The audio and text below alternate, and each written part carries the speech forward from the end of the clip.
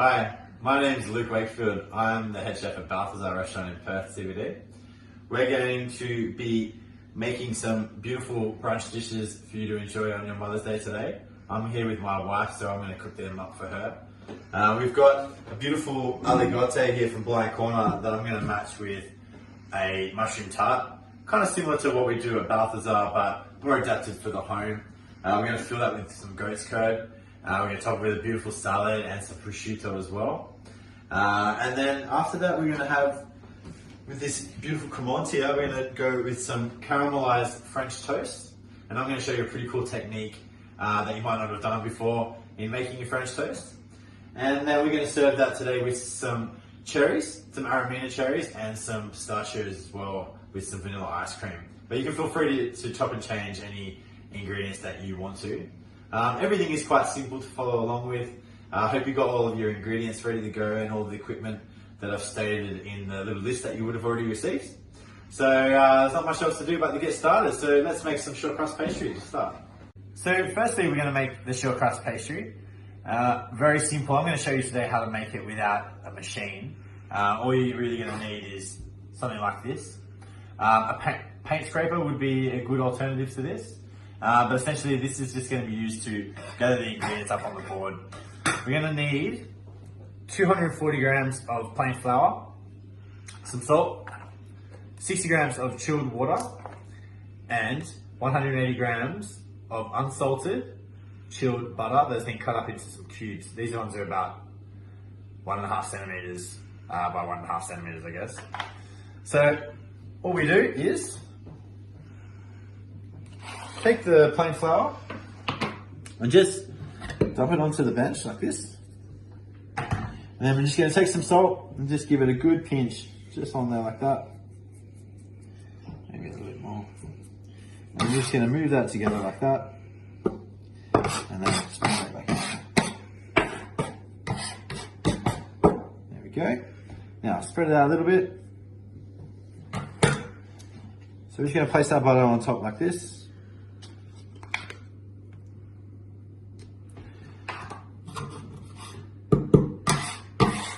Using the pastry scraper, we're just going to toss them up just slightly like that. And then this is the fun part. Using the flat side, you just want to start to chop them.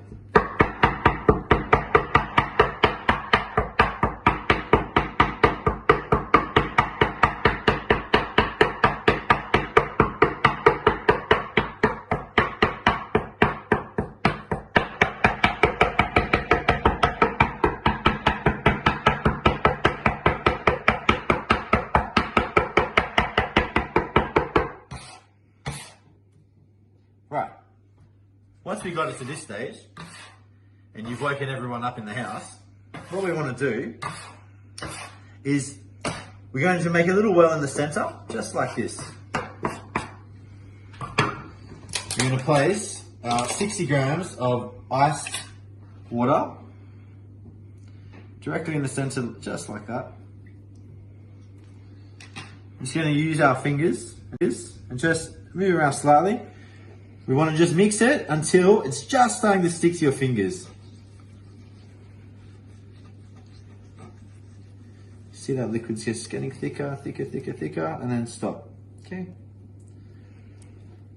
Then we want to take this again, and we just want to move it into the center. By doing that beforehand, none of that water is going to run out onto the sides. And then we just want to chop again.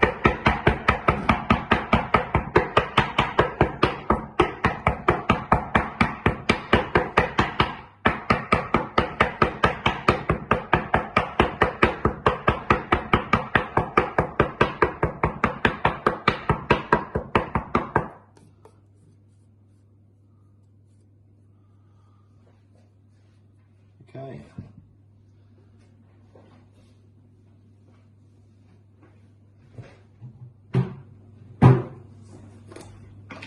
We just want to top this with some cracked pepper on top. So I'm just going to crack some of that in there. That's just going to give a really beautiful savoury flavour, but also just a little visual pop inside the pastry.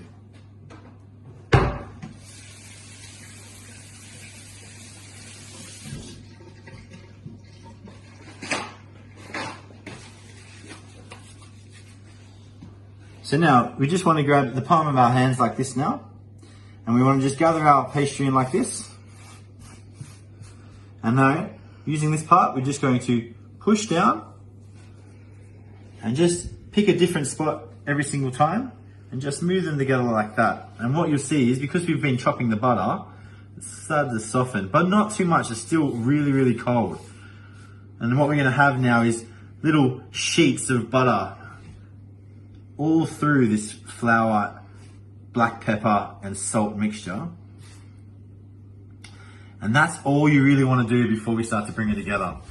It's moistened by the water, and see how it's just coming together like that? I haven't kneaded it or anything like that. That's all I've done, okay? We take our scraper, make sure you get all of that flour up. Okay, and then one more time, I'm just going to bring it together like that, and then just squeeze it together, and that's it. So if you have a look, that's the pastry done. And as we roll that out, that's obviously going to become a little bit more consolidated. But inside that pastry, that's all going to, when it bakes, you're going to have little layers of crispy butter and little elements of the, you know, a little bit more firm pastry. It's going to be absolutely delicious. Okay, so I'm just going to wrap that up in some cling film. Okay, so just take your cling film, and just roll a little bit out, just like that. Gather up your pastry, pop it on top.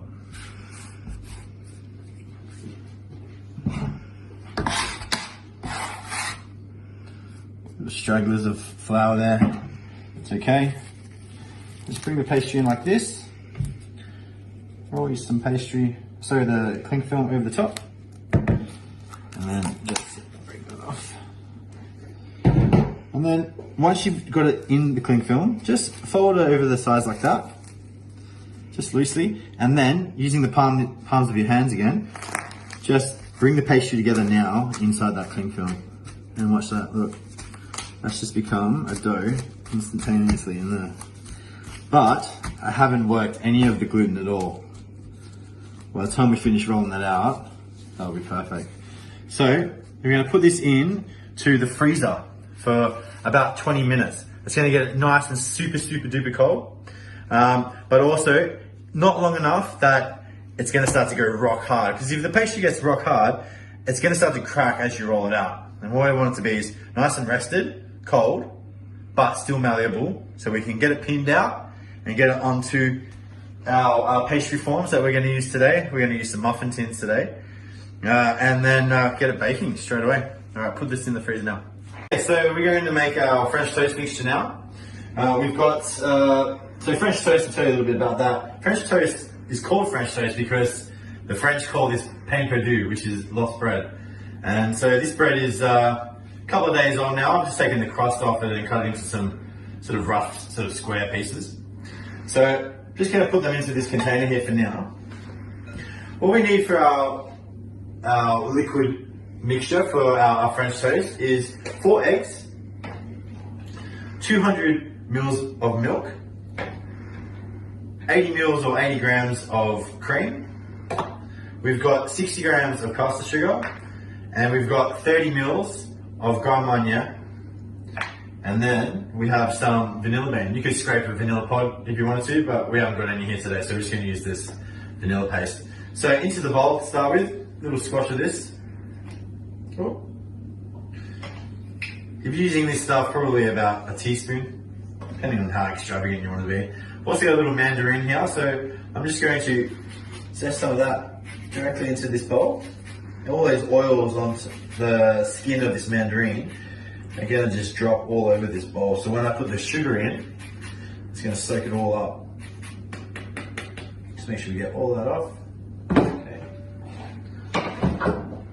So in with the eggs.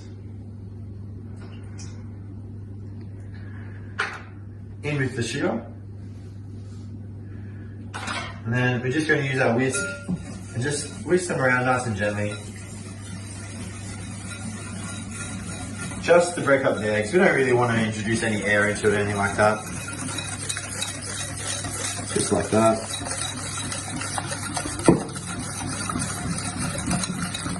Okay, then we're going to add our Grand Marnier. You can add rum or some scotch or just add nothing if you like. Going to add our 200 mils of milk.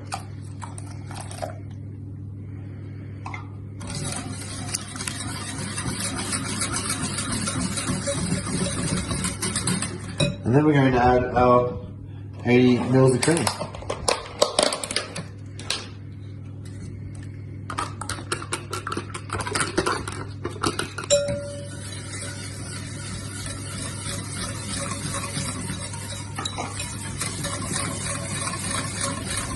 That's it. Super simple. Now just take these out for a second. So what we want to do is we're just going to pour this mixture into a container, just like this.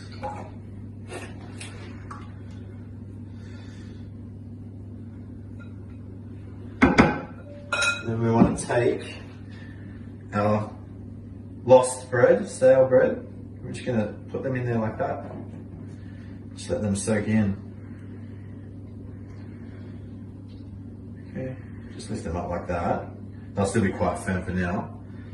The reason why you want to use stale bread rather than fresh bread is because fresh bread's still got quite a lot of moisture inside. So if you were to add more moisture to it, it would just start to fall apart. Having stale bread, all of the liquid that's inside the bread still has been dehydrated, and that's why it's become hard. So when we put it inside this custard, it rehydrates and just soaks up all of this custard. You see how much liquid we've got here now. By the time this is finished soaking, that will have gone down quite a lot. Now, if there's any liquid left over after we finish, you can just pop that in the freezer. Next time you make another batch of this, just add that on top and you're away to go. All right, so we'll leave this to soak for about 20 minutes. During this time, we're gonna roll out our tart pastry. And one other thing I would say right now is just make sure you have your goat's coat out and that you've preheated your oven to 180 degrees. And that's it. Let's get cracking. So it's been about 20 minutes now, and as you can see, the pastry is nice and cold. Your pastry should be nice and cold as well. Just put this aside now, but we'll take our rolling pin. If you haven't got a rolling pin, maybe you could use a wine bottle or something like that. So what we're going to do first, before we unwrap it, is just get your rolling pin or bottle and just go over the top of it with the cling film, and that'll kind of help bring it together as well. But it has some borders, so it's kind of compressed in there. Then I'm going to take it out.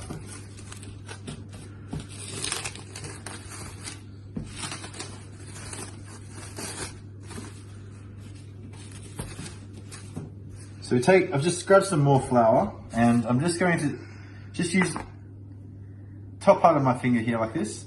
I'm just going to scatter it over, just to give it a nice light flour on the bench. And then pick up your pastry underneath with your hand, but still with the plastic wrap. Just kind of bring it out on the sides like that, and just place it over the top. And as you can see, it's still quite rough, but don't worry. So a little pinch of flour on top. I'm just going to start going gently over the top like this.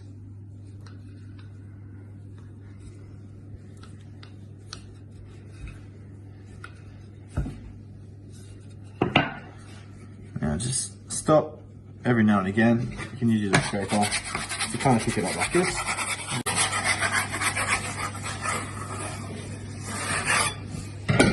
A bit more flour.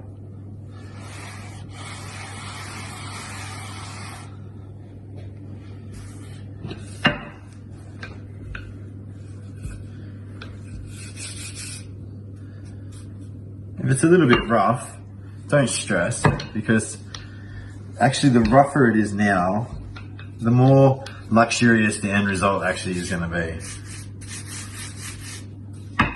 Because all you have is like nice melting crispy layers of like this pastry, because it hasn't been all really roughly like put together, you know. Okay, so we just stop there like that. If it does start to feel stuck, just try and stop and move it around and dust a little bit more flour. This is ready to go. So what we need now is just a little knife.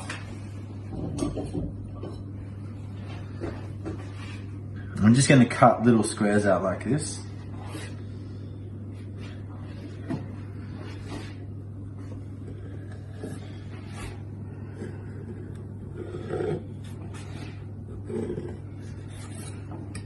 Keep all this pastry that's excess, just for now, just to the side.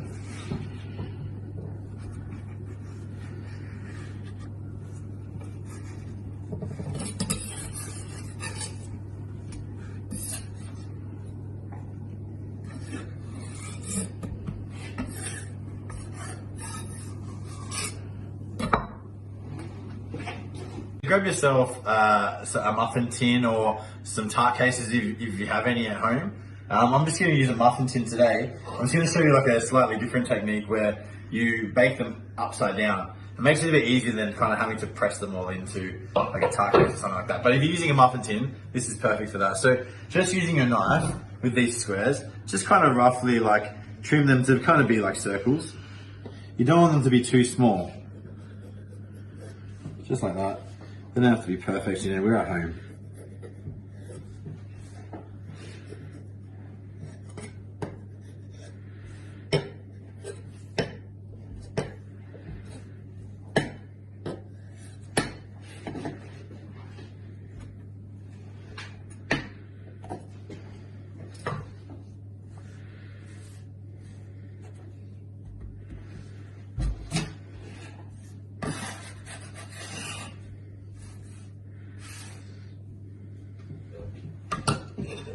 Okay, take your muffin tin and pick up each pastry and just pop them over the top like that. And then just using your hands, just like this, cup them around, just like that. Now if they crack a little bit on the tops like that, just patch them in. This one seems to be okay. And did you pre-grease these beforehand? Yeah, so just hands, just like this, cup them around, just like that. Now, if they crack a little bit on the tops like that, just patch them in. This one seems to be okay. And did you pre-grease these beforehand? Yeah, so just gave them a little rub with some oil. If you have one of those grease spray sort of things, you could use one of those.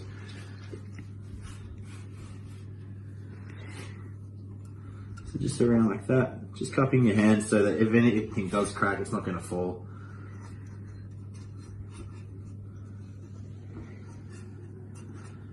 So after we've done this, we're going to put them into the freezer again for like another 5 minutes, and that's just going to help them just get a little bit chilled and relaxed.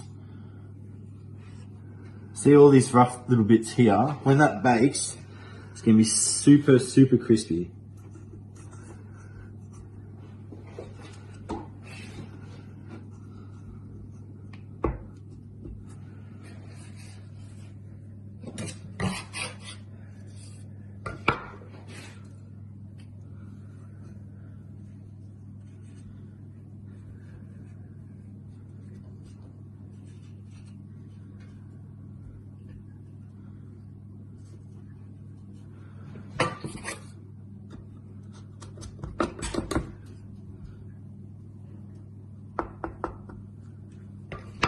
Okay, so we'll put these in the freezer for 5 minutes, and then after that we're going to put them into our oven.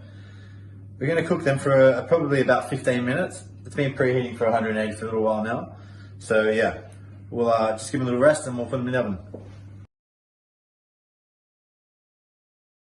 Now, we're about halfway through the soaking time for these French toast, but all I was going to say is you got to kind of drive the bus a little bit if you got like a little small receptacle like I do. So make sure you rotate these little French toasts around so that they all get a good soaking. Okay. We'll put that back in the fridge now. Now, before we start cooking all of our things, our French toast and our mushroom tart, just try to set yourself up a little bit, kind of like what I've got going on over here at the moment. So, from your ingredients list, we've got a little bit of vinegar, we've got some pepper, some salt, we've got some butter here for cooking the mushrooms, We've got some neutral oil like grapeseed oil, or you could use canola oil or vegetable oil. We've got some extra virgin olive oil here. We've got some Amarena cherries. We're going to use them to finish our French toast later on. We've got our pistachios here. We use them to plate them up. And then we've got our butter and we've got our sugar here for cooking the French toast as well. And then we've got our mushrooms here. I've got these amazing mushrooms from the mushroom guys that are down near Fremantle. We've got like a little mixture here. We've got some swordbelt mushrooms. We've got some oyster mushrooms in there. We've got some chestnut mushrooms. Seriously good stuff. They're online. You should check them out. We've also got some spoons here as well. We've got some tongs. We've got a little spatula, something that we can lift stuff up and flip them over. We've got ourselves another little metal one just in case we need some extra support. And then this one here, a little secret trick of chefs, is just a fork with a garlic clove in there. So we're going to use this as my little stirrer for when I'm cooking the mushrooms. And so it gives it a nice little garlic flavour, but you don't ever have to worry about getting burnt garlic in your pan. So no matter how hot you've had it, you can still just saute it there and you get that nice garlic flavour in there. So yeah, just make sure all this is already set up. You've got your pans there, good to go. And then let's crack on, let's do it. So now we're going to cook our mushrooms. Just remember when you're doing them, just to kind of cut some similar, they're all a bit similar sized. You'll see that on the list anyway. But that'll just kind of help for them to cook nice and evenly. So what we're going to do first is get the stove lit up. Get yourself a nice pan like this. Get that nice and hot. Get yourself a little bit of paper towel. Make sure it's like good quality paper towel. Give it a little moisten on the top.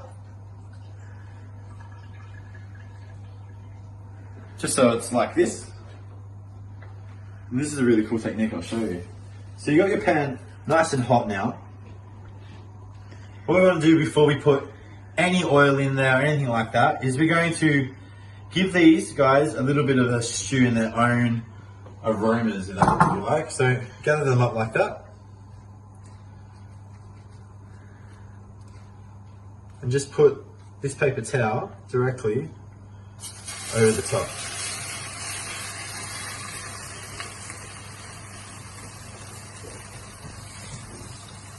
Sprinkle them with a little bit more water, and then just crush a little bit of salt on the top of this paper.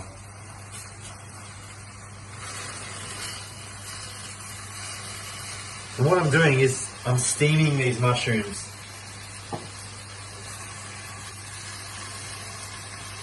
And they already smell incredible, don't they? They smell delicious.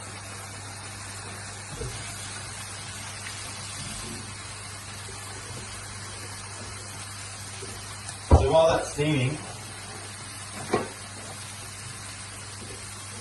we've got some goat's curd here that we've left out at room temperature. So we've got that for scooping into our mushroom tart. I've got ourselves on the ingredients list the dressing. So inside there is some grapeseed oil, like what we've got down there, the extra virgin olive oil, and then I've just got some little balsamic there. And all you really want to do is just open up the lid. Or put yours into a jar, get yourself a little bit of the salt, just put the salt in there like that, the lid on, give it a little soak like that. I'm sure you got a few jars hanging around at the moment, just keep one like that. And then I've got just some leaves that I've had from the garden. So we've got some beautiful amaranth leaves here like this. And then I've got a little mix here of some kale leaves that are from the garden. Finally picked them. We've been growing them for a few months now. Yeah. We've never picked them because they don't grow very well. But anyway, I picked some here. And then I got some little tiny nasturtium leaves that have been growing in the shades in our garden. We've got some basil that have been that's also growing there, and then some nice chives just sort of chopped up in a little batten. So leave that to the side. Try and have them all nice and ready before even start sort of cooking the mushrooms. So we'll go focus our attention back down to the mushrooms now. So what's happened is, on the outside here, these have stuck a little bit like that, right? So that's okay, don't freak out. What we're going to do is just grab a little bit more water.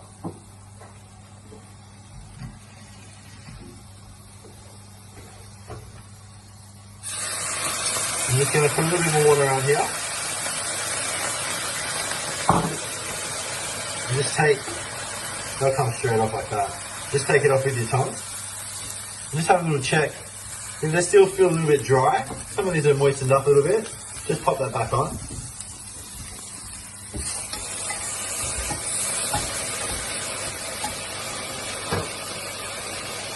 Give it a little bit of water. That salt that I put on the top, that's just starting to dissolve into that now. So you're going to be kind of seasoning them a little bit as well.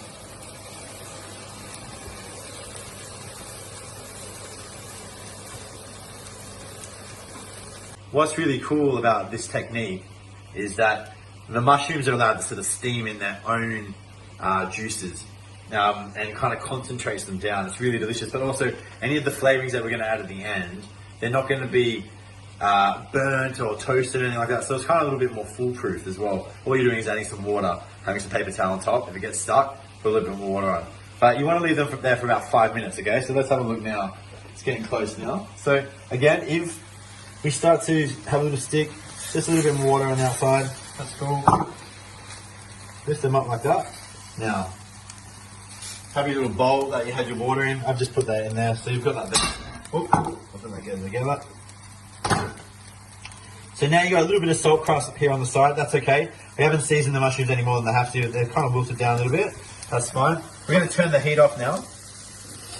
And all I'm going to do is, before I start moving them, is just season them with a little bit of olive oil. My mum makes the delicious almond oil that we add in the restaurant, but she doesn't make that on a mass quantity, so some extra virgin olive oil is beautiful. And then, super gentle, burning some of this butter, maybe get on the hot sides where there's no moisture, so it starts to melt quicker.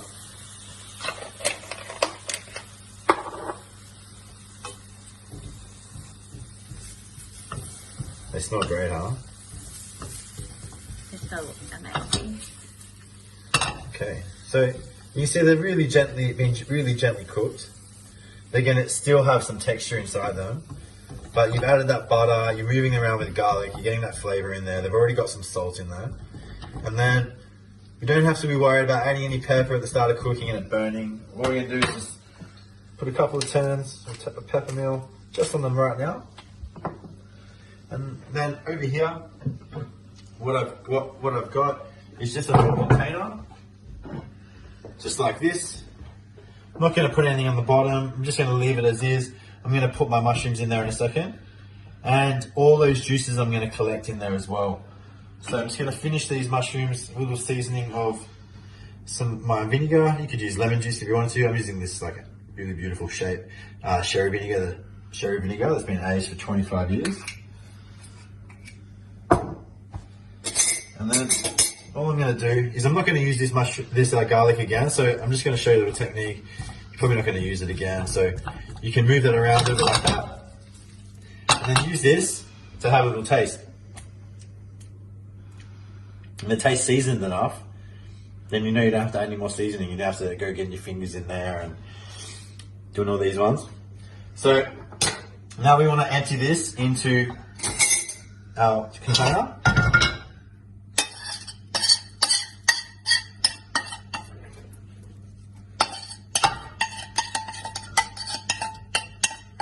So that there is 200 grams of mushrooms. So that's going to be enough for a nice probably 2 tarts. We're only going to be eating 2 of those tarts that we've cooked today. So just add more mushrooms if you want to. And I'm just going to let them chill for, I don't know, probably about 5 minutes, and then we're just going to top them with some herbs. So it's been about 5 minutes now. With the mushrooms just cooling down. So I've kind of separated the herbs into, these are the leaves that we're going to dress with a little bit of dressing. But these ones here, these are kind of more aromatics. So we've got some basil, we've got some kale, and we've got some nasturtiums. You could use whatever you want. You don't even have to do this part if you don't want, but all I'm going to do is just pop them on there while the mushrooms are semi-warm, and just kind of let them slowly gather up some of the aromas that are inside those mushrooms. And take up some of those juices, wilt a little bit, but just start to get them moving into the flavor zone. All right, now we've got them ready to go to top our tart. So let's go have a look at our tart cases now. So our tarts have been cooking for about 15 minutes now. And they're looking great. So we're just going to let them sit on this cooling rack for about 10 minutes and just let them chill down. So they just firm up, crisp up, and then we can just lift them up off the top of there. Okay. So we've had these tart cases cooling for about 10 minutes now. So we're just going to gently lift them off. Just flip them over like that.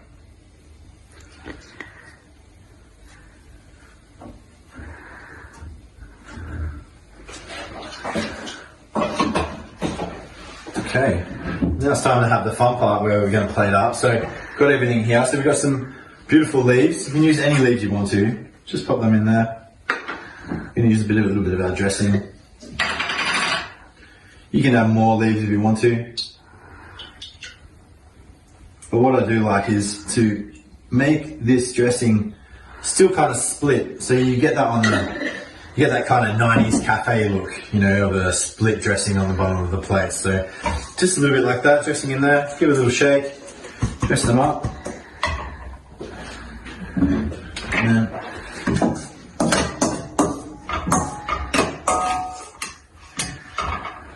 just going to pop them onto our plate.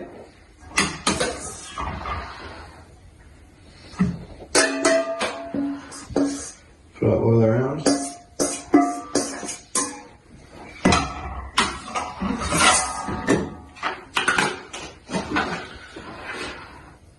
Just going to separate them out.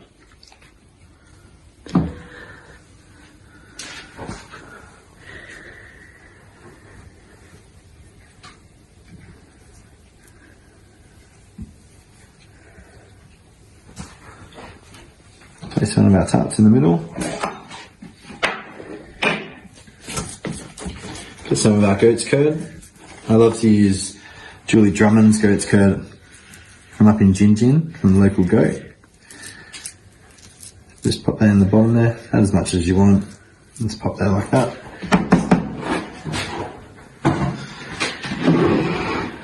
And then I'm just going to grab some of this prosciutto here. I'm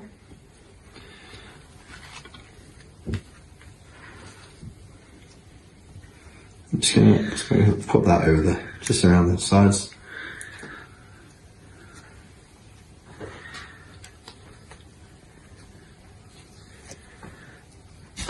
That's just one piece of prosciutto, just sort of shred it up.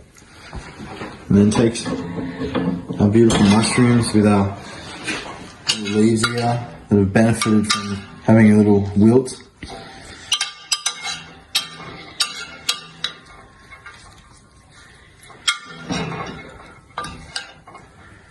I'm just going to place them straight in there.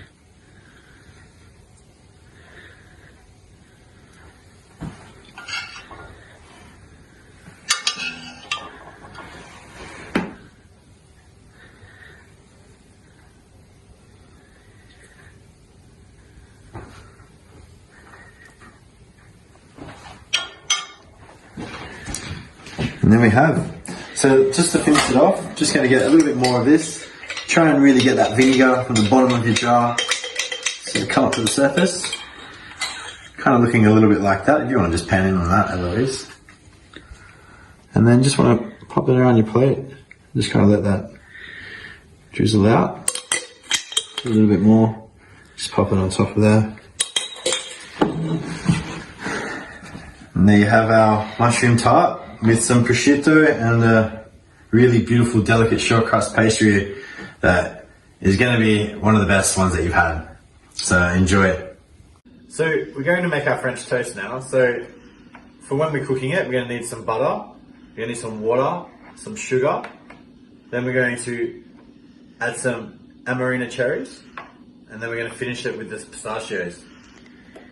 We've had our French toast soaking now for around 20 minutes, and they're really soaked it up now. And what we're going to do is we're going to transfer them to just a little bit of paper towel, maybe on a tray like this. Get another tray ready like this with some baking paper on top. Just put it off to the side, ready for when you're plating up. Grab yourself a plate, get that ready for when you want to plate up as well. And then we're going to take the French toast and just pick it up really gently. If you need a spatula, use a spatula. These ones are okay for me. Just place them down like that.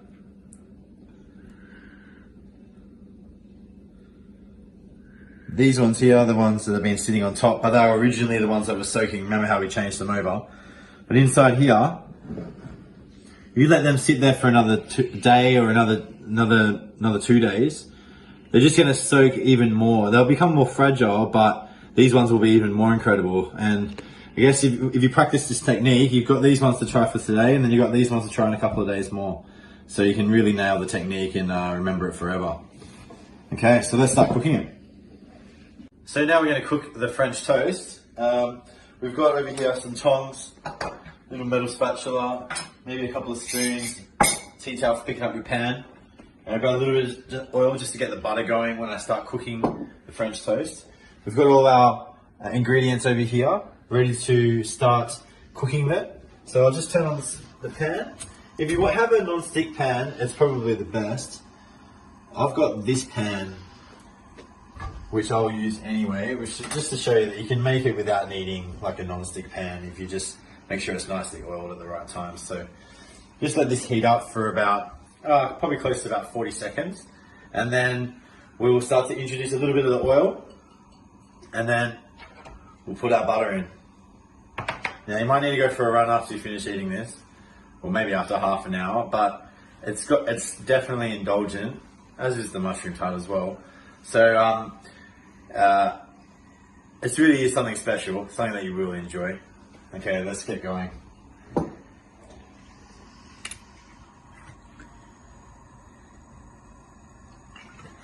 About 30 mils, just to get the bottom of the pan. A little bit oily. You'll be able to tell if it's hot because as it goes across the pan, it will kind of like slip.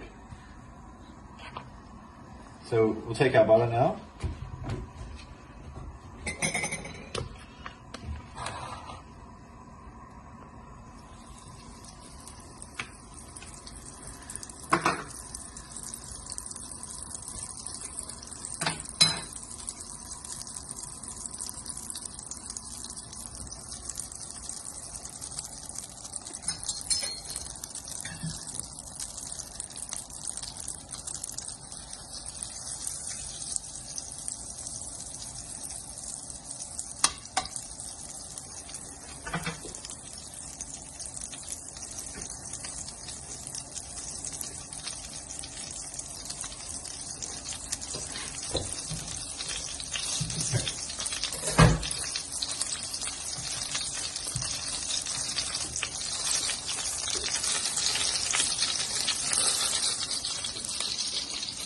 Take your mandarin that you had from before and just cut it in half like this. Just have it ready on the side. And I'll show you how to put this into the sauce that we're going to have at the end. So now that the butter is just foaming, we're going to take the French toast and we're just going to put it into the pan. Now that it's soaked up, there's not going to be any sort of liquid that's going to go into the pan. It's just going to start to fry itself. So just really gently place it into the butter.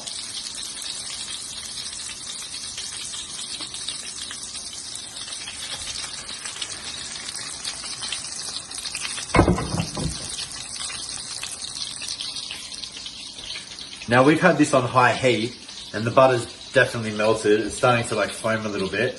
So what we're going to make sure is that we'll turn it down because we've had it on high heat.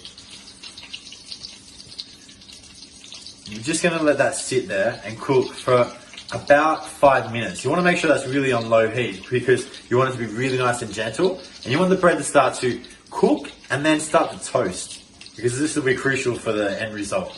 So we'll cook this for 5 minutes. The French toast is doing its thing. Just pull out your ice cream so that it's nice and soft for scooping it when we finish plating it up. So the French toast has been cooking for about 5 minutes now on nice low heat, and it will have a now gentle caramelization.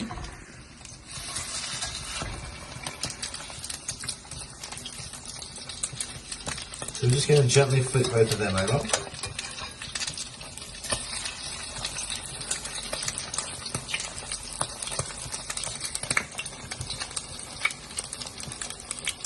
we're just going to turn the heat back up for 30 seconds. I'm just going to let the heat get back into that pan, just to kind of start that caramelization process on the other side for it.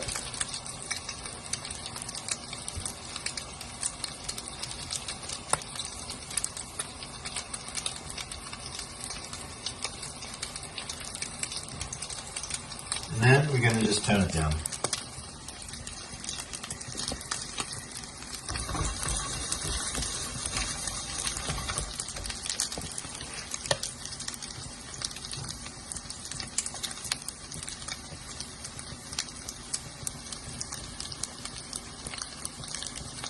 So the other side of the French toast has been cooking now for around 5 minutes. So now it's about time to add our sugar.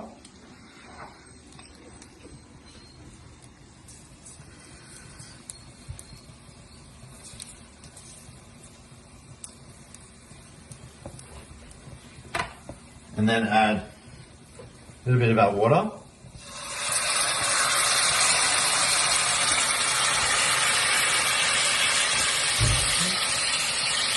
Add some of the Mandarin juice.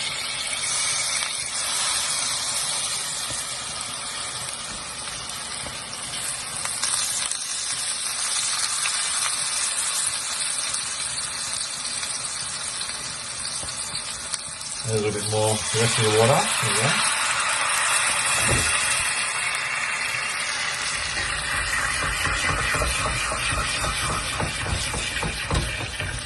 And just give that little shake like that, just so you can get all of the sugar dissolved into the liquid. You have a couple of these little straggler bits inside the sauce here, don't be too concerned about that, you won't even see them at the end. And then we just want to let that kind of simmer. We're going to turn the heat up. I'm just going to let that liquid inside here evaporate, and the sugars that are inside here that have been dissolved are going to turn into a caramel. And so once that's happened, the sides of the toast are going to become extremely caramelized, and we're going to baste it and turn it around again, but we'll just let this caramelize and reduce down for now.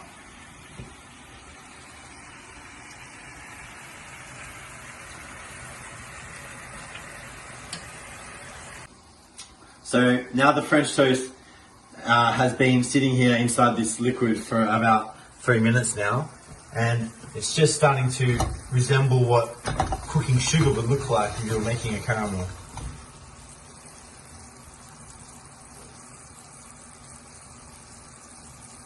And you can see it just at the edges of the toast, they're just starting to get a little bit darker than what the rest of the liquid is. And that's because underneath the French toast, it's starting to caramelize a lot more. There's a lot more weight against the pan. So that will be really caramelizing a lot more than what this liquid colour looks like.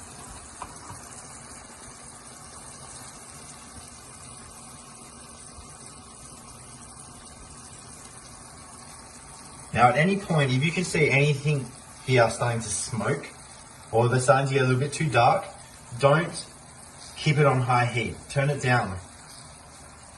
And what that's going to do is allow you to get a uniform caramelization all around the whole pan. So I'm just going to check this now, just to show you what it looks like underneath.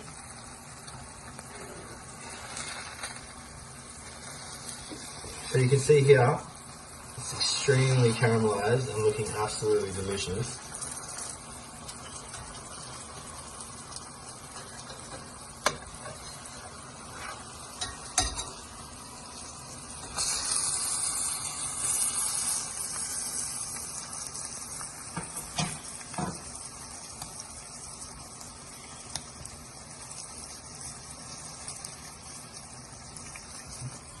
Now that you've flipped the French toast over and the sugars are really caramelizing now, you want to now have the heat up and just really focus on getting that caramel to the right color, which is your typical kind of caramel color, you know. So, and then what we're going to do is we're going to take the French toast out of the pan and we're going to add these Amarena cherries and we're going to deglaze the pan. We're going to take these pistachios, and as we take these off out of the pan, we're going to put them on top of the French toast. And that's going to allow them to just warm up a little bit. These are beautiful Iranian pistachios. And as they warm up, the aromas are going to come out. So we'll just focus our attention back down into here. And now we're actually starting to caramelize. You can see this here. This is caramel. Now what we're going to do, before it gets too dark, is you just want to add a little touch more water.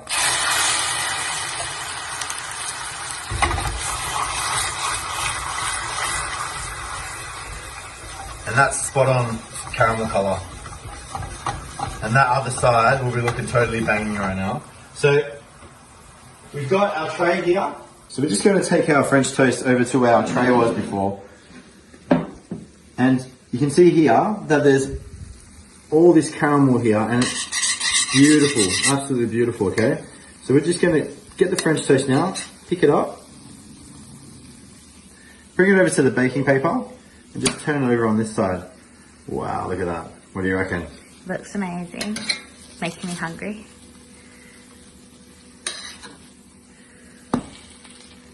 Okay, so we're just going to transfer this one on as well.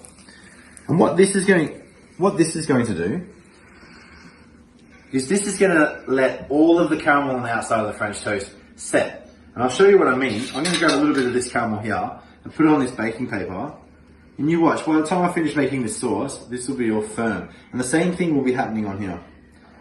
So now we're going to finish the sauce. So just before we make the sauce, we're going to put these pistachios on the top, just like that. And before it gets too cold, we're going to let them stick to the top of that. And you can just move them a little bit like this. Okay, alright, let's finish the sauce. I'm going to add our Amarena cherries to the caramel. I've just put it back on at high heat, and as you can see here, the caramel is starting to come back to a liquid. Before it gets too burnt or too dark, I'm just going to add these Amarena cherries.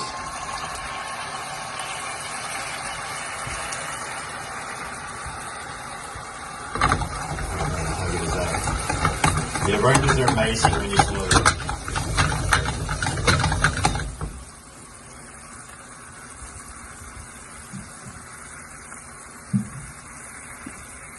And then, if you want a little bit of extra indulgence, you can take a little bit more of your grown Marnier and add a little flame there. You can flambe it if you want to. I personally like to just keep the alcohol in there. And if you wanted to add a little bit of liquid that wasn't alcohol, you could just add a touch more water. That's fine. I might even do that.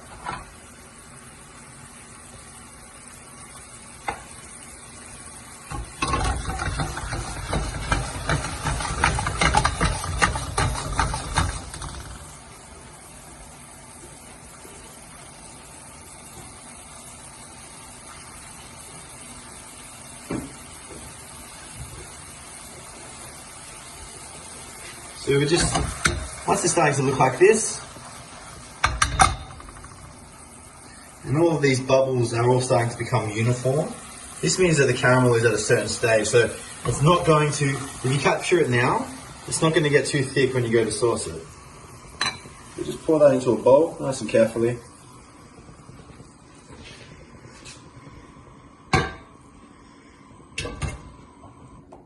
And then this is the sauce that we'll use to finish the French toast. So let's plate it up now. So now we're going to plate the French toast. Super simple. We're going to just take some icing sugar first. If you've got one of these little strainers or even a tea strainer would work, just put a little bit of icing sugar in.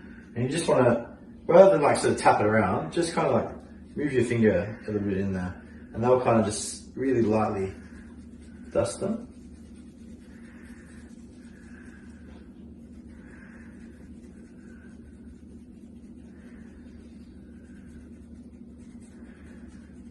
The contrast between the icing sugar and the pistachios is really beautiful. Then we're going to take a little bit of our sauce and just get the liquid, put a little bit in the center of the plate.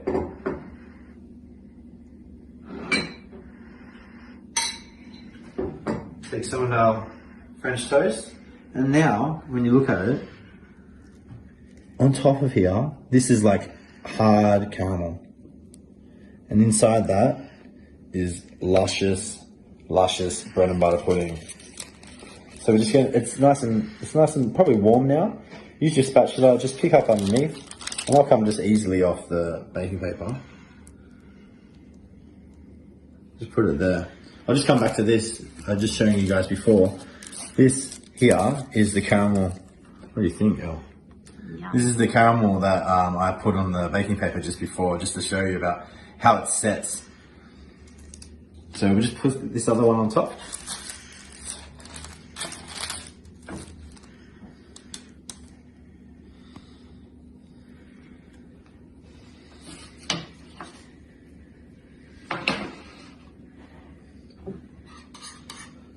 Yeah, I'm just going to put a couple pulls of this Amarena cherry.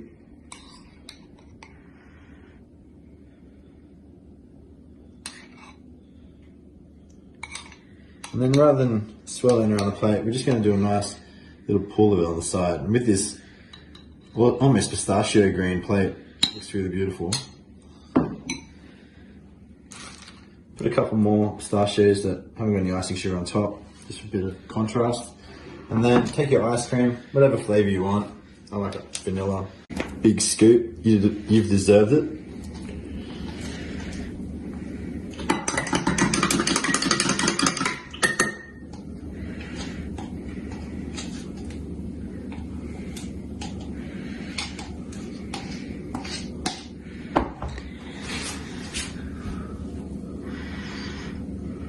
Here you have our caramelized French toast with Amarena cherries and pistachios. Just some simple ice cream, and I swear if you make this for your mum, you'll be the favourite forever. Thank you for joining me, and look forward to seeing you again soon. Bye.